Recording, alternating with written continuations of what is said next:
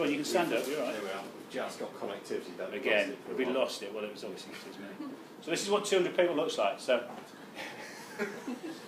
I think we have quality. we've got it. Quality, not quantity. That's what it's all about. Do you want to wave, folks? Prove you're real. Right. So you're in the room. So you've come here in the first instance. That's great. There we go. The first thing is passion. So obviously that's my missus.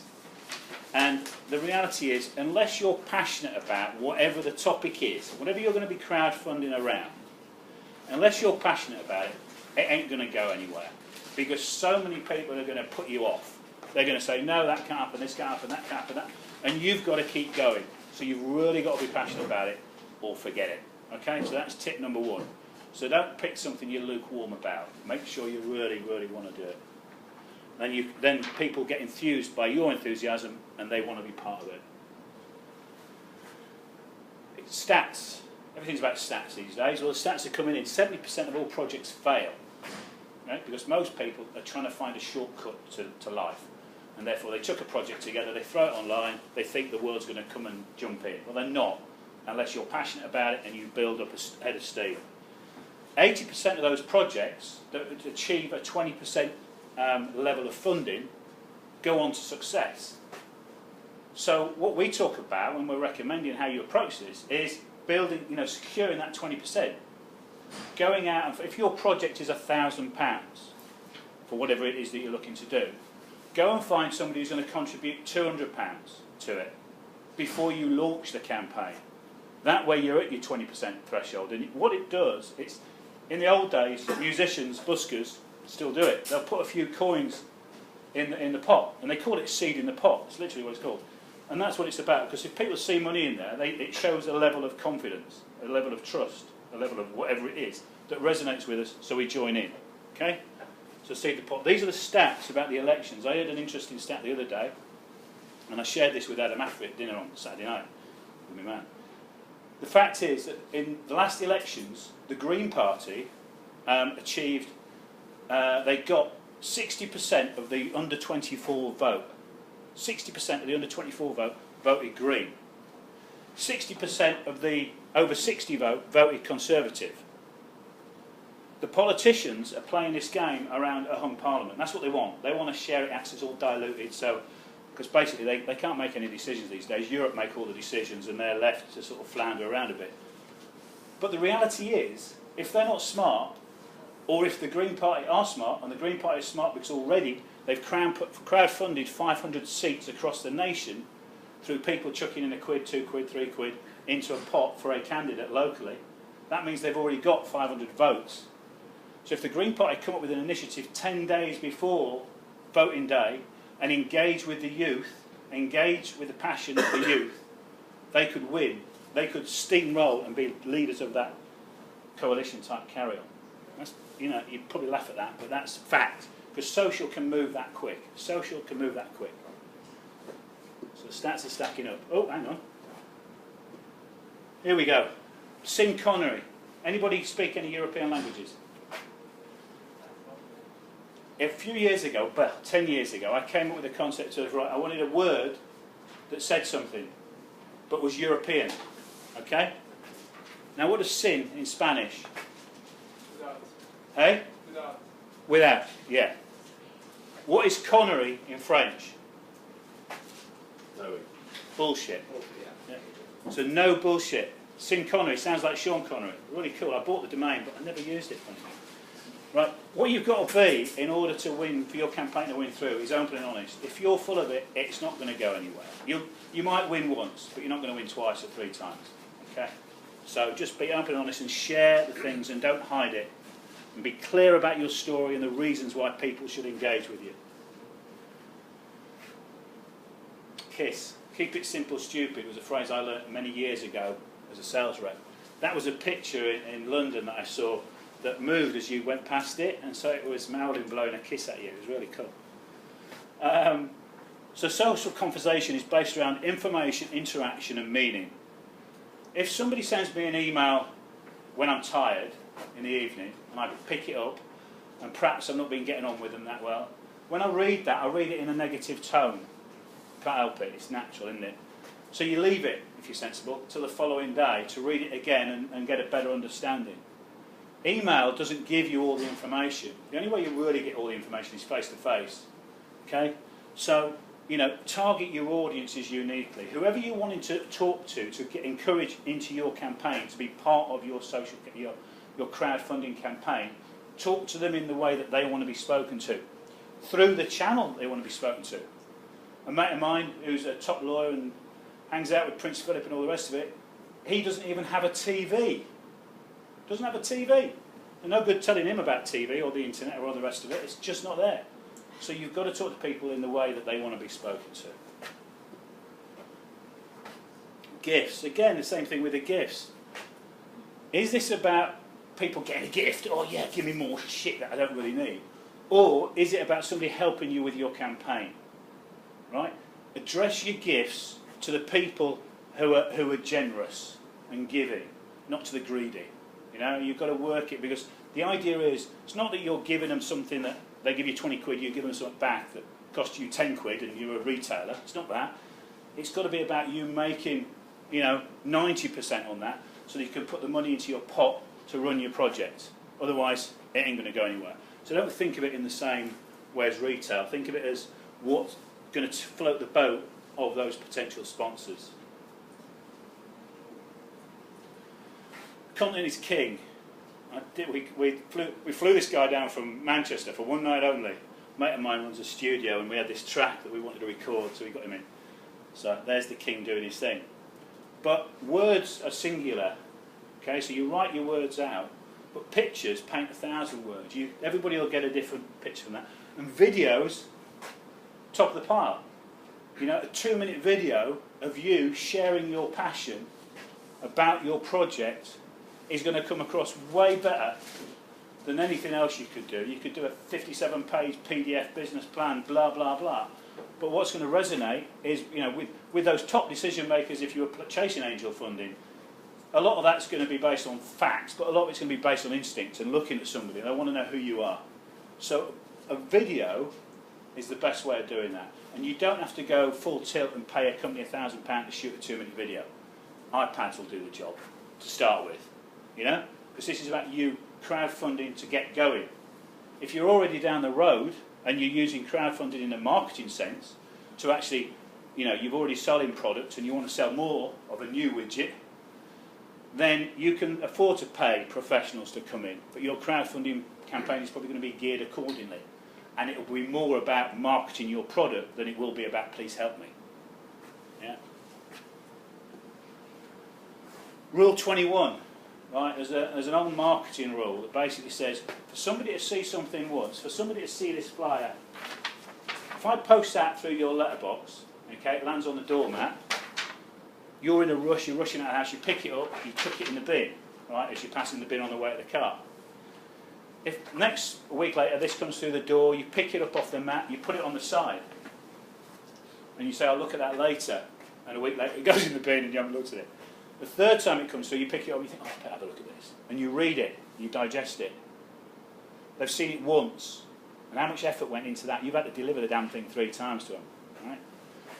They've got to see it 7 times to believe that you exist.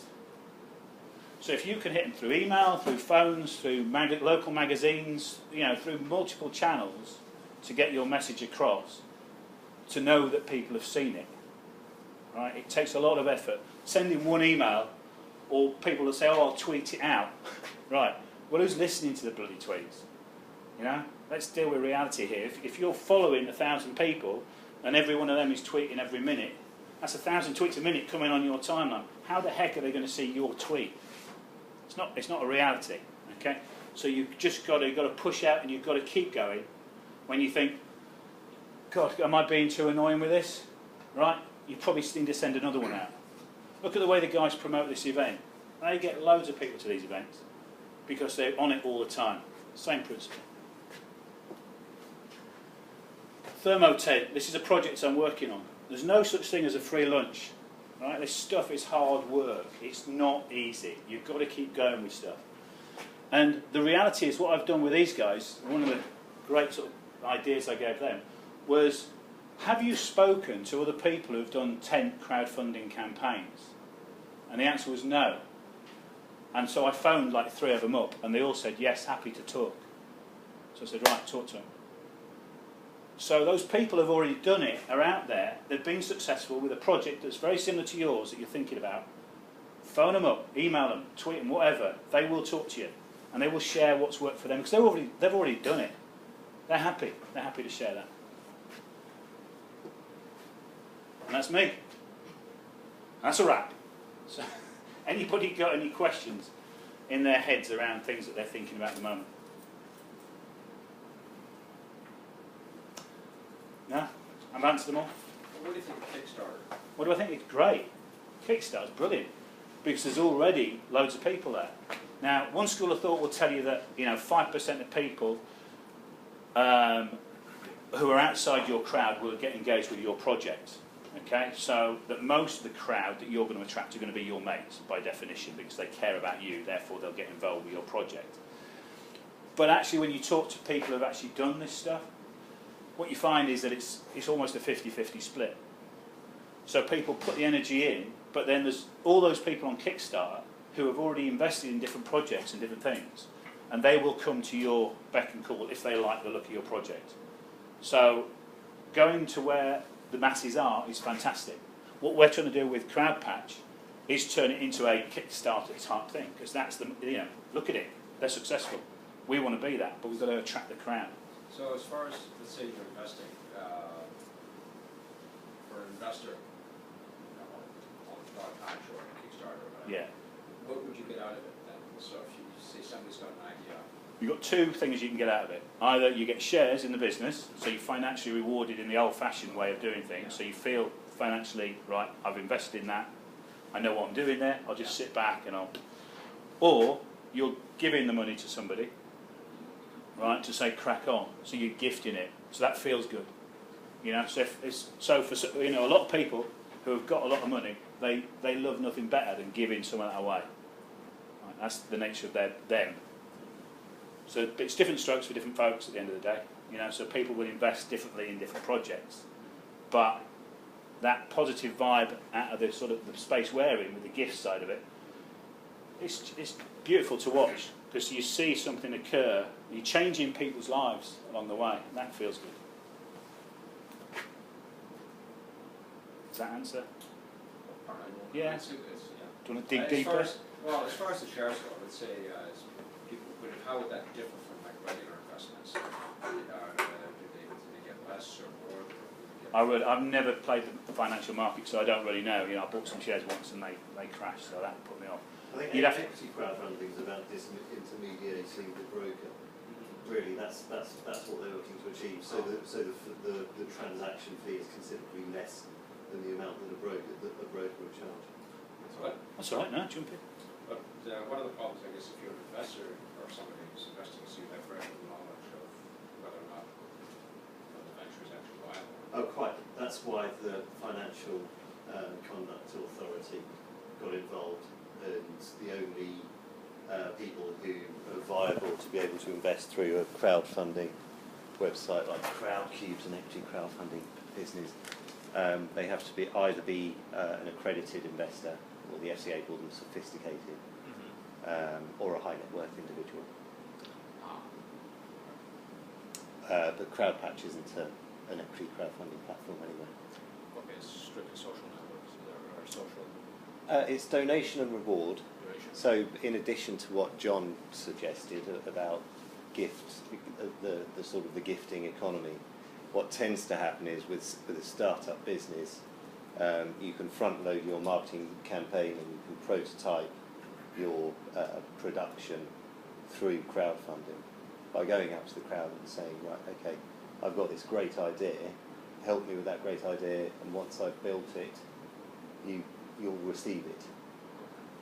So the reward's in there to sweeten the deal in the end, and the transaction is based upon a promise, like any exchange of currency, in fact. Which is some far more questions. This is brain sharp, but anyway, end of that. Any more for any more? So I'm guessing on that that idea, because I was just sort of thinking about that. Obviously, a lot of the ones I've seen on Kickstarter are, obviously, you invest so much that you get, as you say, you get prompts of actually having the product when it's ready, probably at slightly discounted prices. Is there like any, not necessarily like any way to kind of like best work out, how you would say, the amount of investment to, obviously balancing out what the return obviously is going to still keep it profitable, or whether it's usually at the beginning you can kind of keep it balanced. Right, so the ROI, that's quite interesting. I guess what in effect you'd be doing is speeding up your sales and marketing process.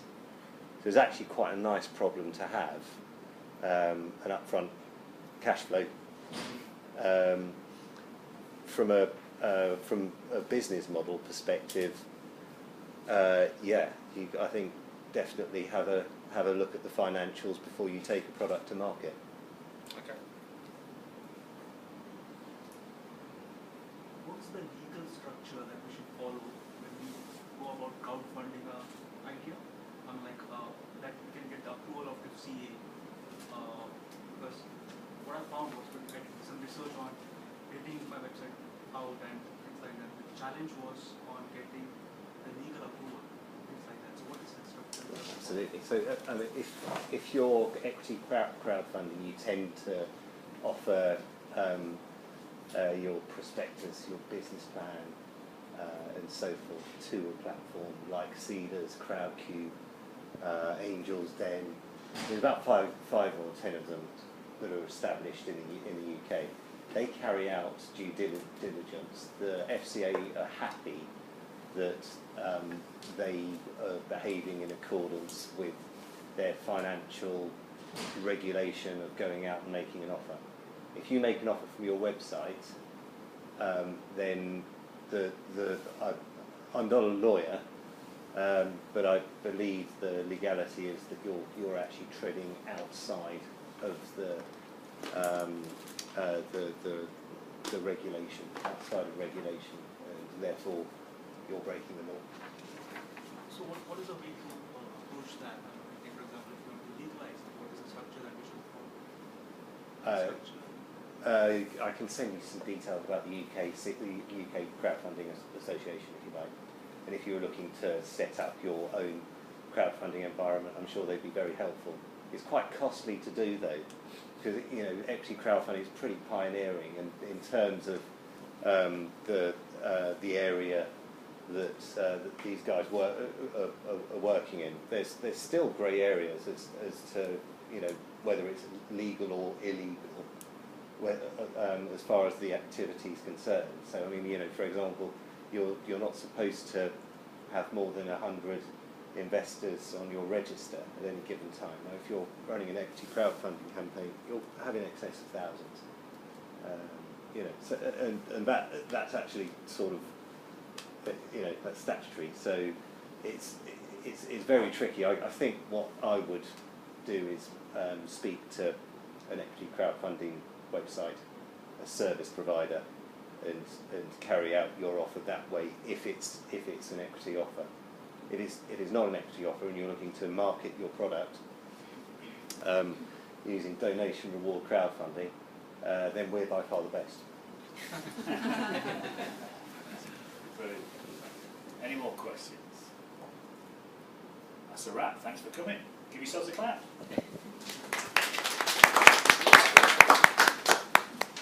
Brilliant. Now, I don't know how effective that's going to be, because Meerkat it prefers an iPhone to an iPad, right? But it still does the job. People with it. Get them thinking about having their own projects, funding their own initiatives. Okay. So, I pitched this as 8 top tips. So the first one was about being in the room. So I was going to do a selfie with all the 200 that it said that were in it. So you want to scan the room and show people what the world.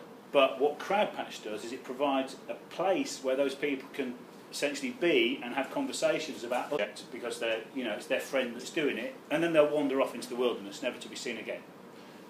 I'll just introduce you, if that's okay. So my name's Dan, I'm Director at Orchid Wire. We're sponsoring the workshops, and we're an IT recruitment company, but we're slightly different than most because we're actually a team of IT professionals. And we move from being IT professionals into recruitment to provide a level of expertise to that field. Okay, you've got some details on your chairs. If you need to meet me or discuss anything afterwards, I'm just at the back of the room, so just give me a shout. Over to you. Brilliant. Cool. Cheers. Are we on? Are we streaming? Streaming. Good lad. Right. Hi guys. My name's Jon Davey. I've been around the internet since 1999, so too long, many would say. Haven't made my millions yet, so I've got to keep grafting. Right? So today, the latest thing in the world of social is crowdfunding, and there's a lot of interest around this. And the reality is there's a number of different sorts of crowdfunding. We've got, if you like, the old-fashioned angel approach to things. So they're looking for investments. So they're looking for money to put into companies to buy shares. So it's called crowdfunding, but essentially it's what their guys were doing before. They were rallying around trying to find a gang of people interested in a building or whatever it might be, and they all chip in and they all buy it. So that's the old-fashioned way. The new way for social communities, because at the end of the day, the government is running out of money, faster than it's making money, essentially. Therefore, community groups are left high and dry, looking for ways to generate funds for their initiatives. And what we've created, or what this young man here has created, ably supported by me, is a crowdfunding platform called Crowdpatch. So I'd like to say thank you to Crowdpatch in the first instance. This provides a platform to build